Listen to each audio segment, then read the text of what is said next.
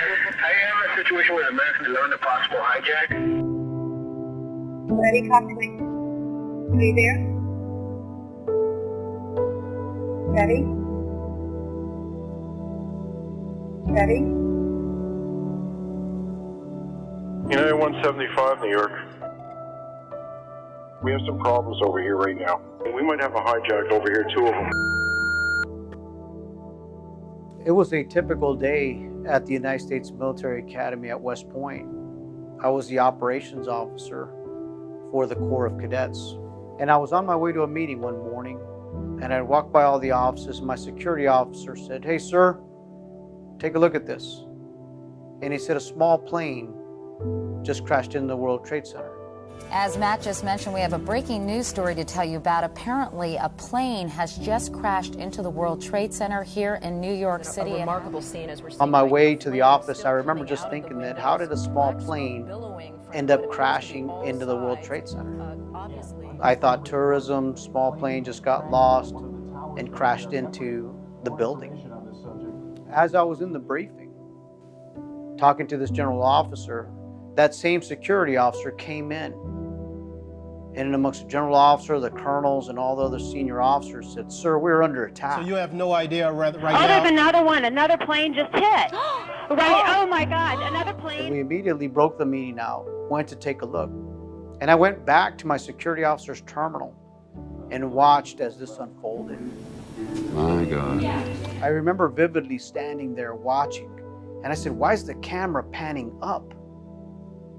What it was is the World Trade Center, the first one going down.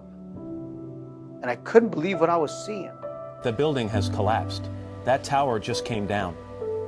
And as Army officers and other military leaders, we were anxious to do something. He said, "It's my job, and there may be some of my brother officers in there. There may be other people in there."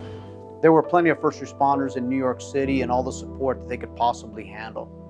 The outpouring, wanting to give everything we could. I think they took collections of socks and things that we could offer our first responders to help.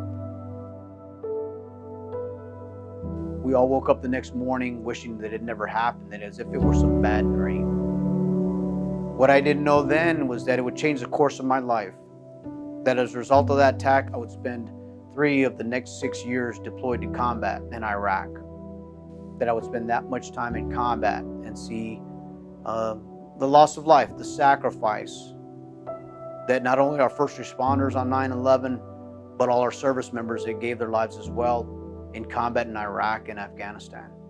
America today is on bended knee. There are certain memories that you have from the time period then, and one is to be able to watch and listen to President Bush speak to all the first responders on the ground. All those who acted in response, volunteers, first responders, who are listening to our president speak, not only to heal them, but to heal our country. And the people who knock these buildings down will hear all of us soon. I'm grateful to have had the opportunity to serve this wonderful country for 24 years of military service. I too wish that that day had never occurred. But the energy I devote is to those who have given their lives on that day and those who gave their lives after in service. And that's where I find my energy. That's where I find my energy now to serve then and to serve this wonderful agency as well, the Texas Department of Criminal Justice.